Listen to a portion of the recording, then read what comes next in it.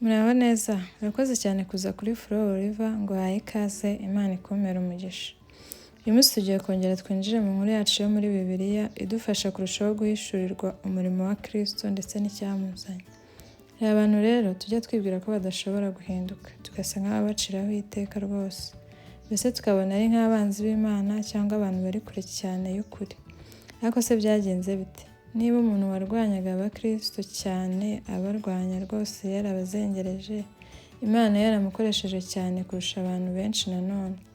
Iyi nkuru ni iya Sawuli, umwe warwanyaga abakristo, ariko nyuma akaza kuba Pawulo, intumwa ya Yesu Kristo.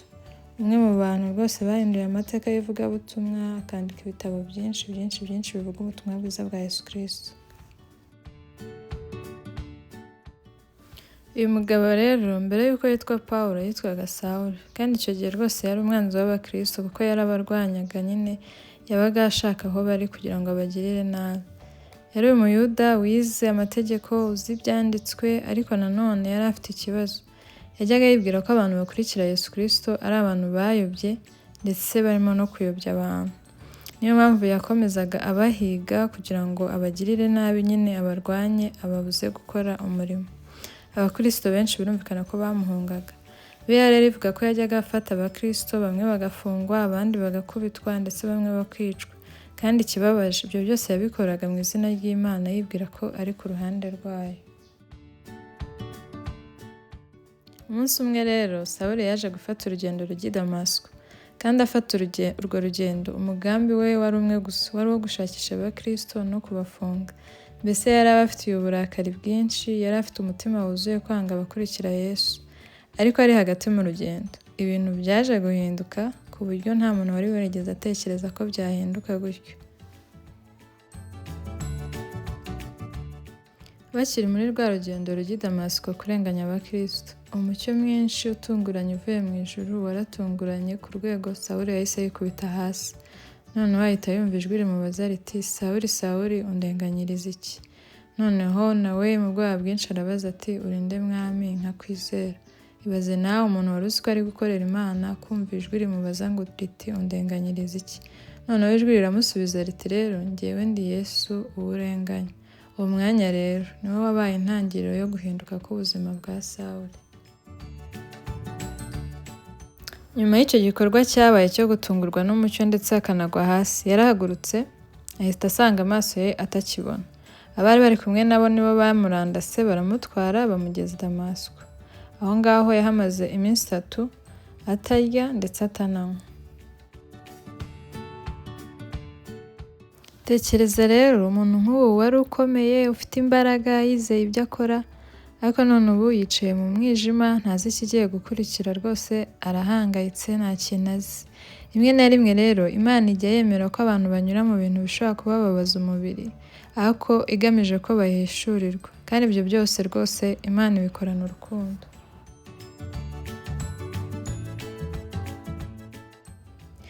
Muri uwo mujyi wa Damasiko hari umwigishwa wa Yesu witwaga Ananiya. Hanyuma Imana iramugenderera iramubwira ati, genda ujye kureba Sawuli ahantu ari. Nyine birumvikana ko Imana yahamurangiye.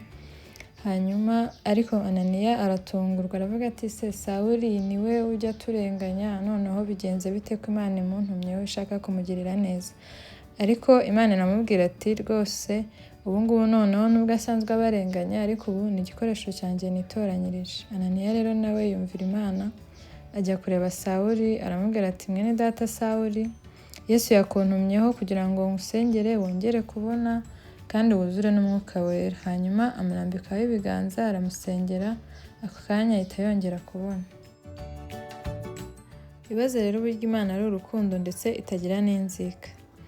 Sawuli waje kurenganya abakristo, Bibiliya itubwira ko Ananiya amaze kumusengera yamaranye iminsi n'abigishwa b'i Damasiko, hanyuma agahita atangira kubwiriza ubutumwa bwiza. Birumvikana ko abantu batangaye bakajya bavuga bati, se uyu ko ari we wajyaga arenganya abakristo, noneho yagiye ku ruhande rwabo gute? Ariko Imana iyo uhinduye umuntu imuhindurana n'ubuzima bwe bwose. Sawuli niwe waje guhindukamo Pawulo, kandi uwo Pawulo yaje kwandika bimwe mu bitabo byinshi biri muri Bibiliya, abwiriza abantu benshi ubutumwa bwiza, agenda ahantu henshi, ndetse yihanganira n'intambara nyinshi, ibibazo byinshi kubera ubutumwa bwiza bwa Yesu Kristo.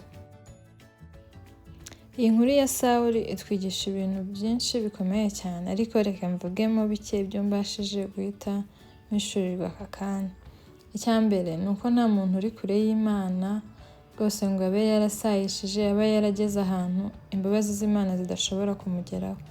Nawe nujya ujya kure y'Imana ntabwo igisubizo ari ukuyihunga, ahubwo ujye uyisanga kuko ifite ubushobozi, ifite imbabazi nyinshi zo kukubabarira uko waba uri mubi kose. Ikindi ni uko Imana ntabwo igira inzika. Amateka yawe ya kera, ibyo wakoze kera utarakizwa, ntabwo bishobora kubuza Imana kugukoresha. Iyo uyemereye ukwizera ugahindura ubuzima bwawe nk'uko ijambo ryayo rivuga ngo iyo umuntu ari muri Kristo Yesu aba ari icyaremwe gishya kandi ibya kera biba bishize. Bivuze ngo kuri yo uba wabaye mushyashya, kugukoresha rero ntabwo biteye ubwoba. Sawuli yangaga abakristo, yanga Kristo kuko birumvikana ko atamwemeraga, ariko nawe imbabazi z'Imana zimugeraho ahinduka intumwa ikomeye. Bityo rero ntukigere ucira umuntu ukiriho urubanza avuga ko adashobora guhinduka, kandi ntugatekereze ko nawe ubwawe uri mubi ku buryo wese atakwemera ngo aguhindure agukoreshe, kubera ko icyamuzanye n'ubundi yapfiriye abanyabyaha. Iyi nkuru ya Sawuli wahindutsemo Pawulo uraza kuyisanga mu Byakozwe n'Intumwa ibice 9 uhereye ku murongo wa mbere ugeze nko ku wa 22. Ikindi nababwira ni uko Pawulo nyine afite ubuhamya burebure. Urumva ibyo yakoze nyuma yo gukizwa byose ntabwo nabivuze ngo mbirangize ibyo yanyuzemo, rero ntabwo byose nabashije kubishyira muri iyi video.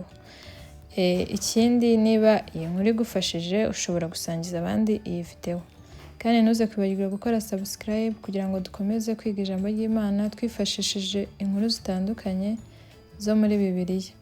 Murakoze cyane rero, Imana ibamere umugisha, kandi rwose abantu mwese mwakurikiye iyi nkuru ndabifuriza guhindurwa n'ijambo ry'Imana rigashora imizi mu mitima yanyu, ndetse nanjye rishora imizi mu mutima wanjye kugira ngo durusheho guhinduka. Yesu abamere umugisha, nawe utaha mu zindi nkuru zitandukanye zo muri Bibiliya.